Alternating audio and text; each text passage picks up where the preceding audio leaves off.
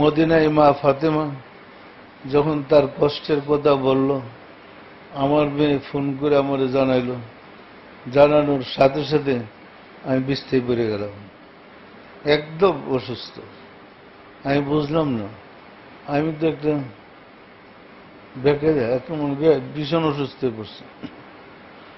তো আমার মেয়ে মেয়েটা আবার টেলিফোনে বড় মেয়েকে কুতুল আক্তারকে বলল, আপনি বাবাকে কি বলছেন?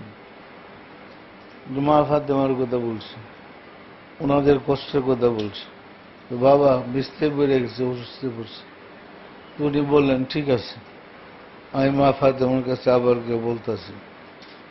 তখন আবার মা ফাতেমার কাছে গিয়ে বলছে যে, বাবা যান, আপনার সংবাদ শুনে অসুস্থ হয়ে পড়ছে।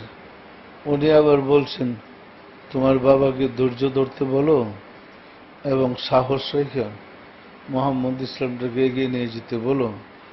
আমাদের তো উনি ছাড়া আর কেউ নেই, আমাদের নবী পরিবারের উনি ছাড়া বর্তমানে কেউ নেই।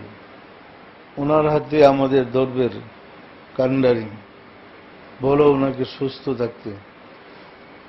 এরপরে বলছে, তোমার বাবাকে আমার পক্ষ থেকে শুকরান শুকরান জানাও। পরিষ্কার বলছে, আমার রুহটা তোমার বাবার কাছে থাকে, এখানেও তো আমার দেহটা। আমি এখানে আসি, সারা বিশ্বের আশিকে রাসূলরা আসে কান্দাকাটি করে দেখতে, আবার তোমার বাবার কাছে যাই, এখানে আসতে হয় আমাকে। তোমার বাবাকে শুকরান শুকরান জানাও। আরো কিছু কথাবার্তা বলছে যেগুলা তাসাউফের, সেগুলো আমরা আমাদের কাজ করতেছি। পরিষ্কার পরিষ্কার। খটকা লাগে নাকি আপনাদের? যদি খটকা করেন, আমি আপনাদেরকে ইমানদার বানাইতে পারবো না। যদি কারো বলে সন্দেহ থাকে, আমার ক্ষমতা নাই ইমানদার বানানোর। আমাকে বিশ্বাস করলে ইমানদার হবে না, যে আমাকে বিশ্বাস করে সে হবে ইমানদার।